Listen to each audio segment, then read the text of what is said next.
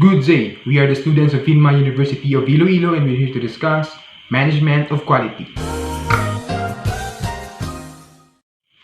But before getting into the highlight of this topic, let's first tackle the lesson objectives.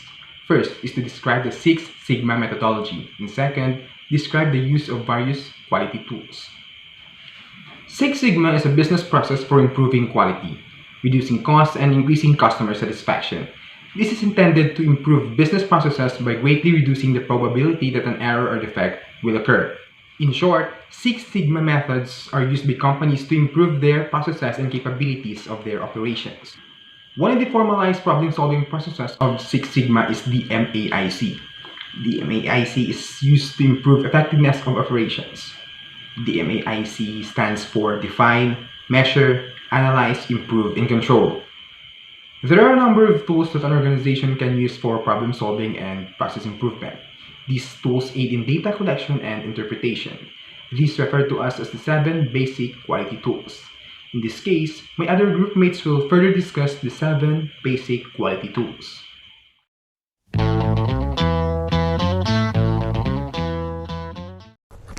First, flowcharts, a visual representation of a process. It is usually a diagram of the sequence of movements or action of people or things involved in a particular system or activity. Flowcharts begin by listing the steps in a process, then clarify it as either a procedure or a decision. Flowcharts are usually used in manufacturing processes, in an administrative or service processes, or in a project plan. The following are the common symbols used in flowcharting. An oval represents a start or end point. A line is a connector that shows relationship between the representative shapes. A parallelogram represents input or output. A rectangle represents a process. A diamond indicates a decision. Here is an example of flowchart diagram. The diagram uses simple flowcharting symbols. Usually, flowchart starts and ends in an oval shape. The second one is check sheets.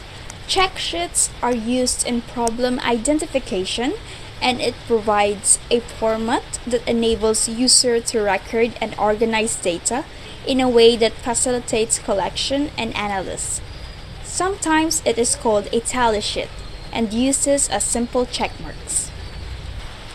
Also, check sheets are usually used in analyzing and collecting data. Here is an example of check sheets. Check sheets helps to analyze data for corrective and preventive actions. Also, without check sheets, we can create a basis or foundation for bar graph, histogram, and Pareto chart. Also, it is a systematic record keeping or data collection. In this case, a check sheet about computer-related problems is presented. Third is histogram. It is used to summarize discrete or continuous data that are measured on an interval scale. Histogram is represented by rectangles adjacent to each other, where each represents a kind of data. A histogram will make it easy to see where the majority of values fall on a measurement scale, and how much variation is there among those values. Here is an example of histogram. Histogram imposes a lot of advantages. First, the diagrammatic representation gives the outlook of data. Second, it gives an easy understanding of process line. Third, helps to make decision-making process easy to deliver. And lastly, suitable in many fields like manufacturing, service sector, and academics, and so on. Fourth, Pareto diagram or Pareto analysis. It is a technique for focusing attention on the most important problem areas. So it is a concept of segregating vital few from the trivial many, and then working on the vital few to achieve best results. So it is sample decision making technique that allows you to focus on solutions that will provide the most benefit. Pareto analysis states that 20% of the things done in the right manner produce 80% of the desired results. For example, Jack has taken over the failing computer service center with a host of problems that need resolving. His objective is to increase overall customer satisfaction.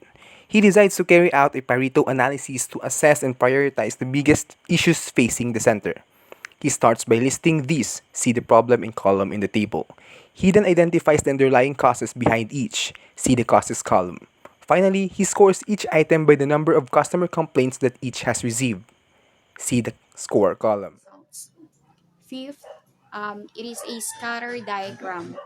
So it illustrates relationships between hypothesized cause and effect. It is a graph in which the two variables are plotted along two axes. The pattern points revealing any correlation present. If the variables are correlated, the points will fall along a line or curve. So scatter diagram is used to determine whether two variables are related. The scatter diagram can be applied to any data model with two variables and the respective numerical data. Let's look at the scatter diagram example. We'll examine the number of workplace accidents happening at a factory. The two variables are the number of shift hours and the number of accidents. The independent or controlled variable on the horizontal axis are shift hours, while the independent variable on the vertical axis is the number of accidents. After drawing the scatter diagram, we see the number of accidents increases as the number of shift hours increases. This illustrates a positive correlation between the two. Sixth is a control chart. It is a graph used to study how a process changes over time, also known as a Shewhart cycle. A control chart has a central line for the average, an upper line for the upper limit control, and a lower line for the lower control limit. Usually, control charts are utilized in companies to give a clear and consistent way of evaluating and talking about process and performance. Benefits of using control charts. They are simple graphical tools that enable process performance monitoring. They are designed to identify which type of variation exists within a process.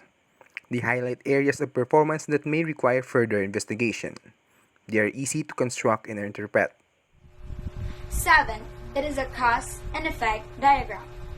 It is a simple graphical representation of an outline that represents a chain of causes and effects, also known as a fishbone diagram or Ishikawa diagram, and is often used in brainstorming sessions to organize the ideas generated. Cause and effect diagrams are commonly used in product design and quality defect prevention. The phenomenon to be explained is loss control of car. Some of the possible major factors contributing to that loss control are a flat tire, a slippery road, mechanical failures, and driver error. Each of these major categories of causes may turn have multiple causes. A flat tire may come from a nail, a rack, glass, or a blowout from material failure. The causal relationship can be traced back still more steps in a causal chain if necessary or appropriate. Loss control may arise from a mechanical failure, so that failure may be a brake failure, which in turn may come either from fluid loss or from worn pads. So you can probably think of other factors to add to this diagram. Methods for generating ideas. Some of the additional tools that are useful for problem solving and for process improvement are brainstorming, a technique for generating free flow of ideas in a group of people. Each person from the group shares thoughts and ideas on problems in a relaxed atmosphere that encourages unrestrained collective thinking. The goal is to identify problems and find causes, solutions, and ways to implement solutions. In a successful brainstorming, criticism is absent. No single member is allowed to dominate sessions, and all ideas are welcome. For instance, brainstorming allows students to think critically about ideas and solutions, form connections, and share ideas with peers. Often, there are no wrong answers when brainstorming. In this way, students are able to freely express their thoughts without fear of failure. Quality circles. The circles comprise a number of workers who get together to discuss ways of improving products and processes. These are usually less structured and more informal than themes involving continuous improvement. Benchmarking. It is a process of measuring performance against the best in the same or another industry. Its purpose is to establish standard against which performance is judged and to identify a model for learning to improve. When we say benchmark, it means a standard point of reference. For example, benchmarks could be used to compare processes in one retail store with those in another store in the same chain. Or should we say, if my product is on perfumes or fragrances, I may compare my products to the other businesses that also offers perfumes. Before we end this report, let's have a short quiz to test your comprehension about this topic.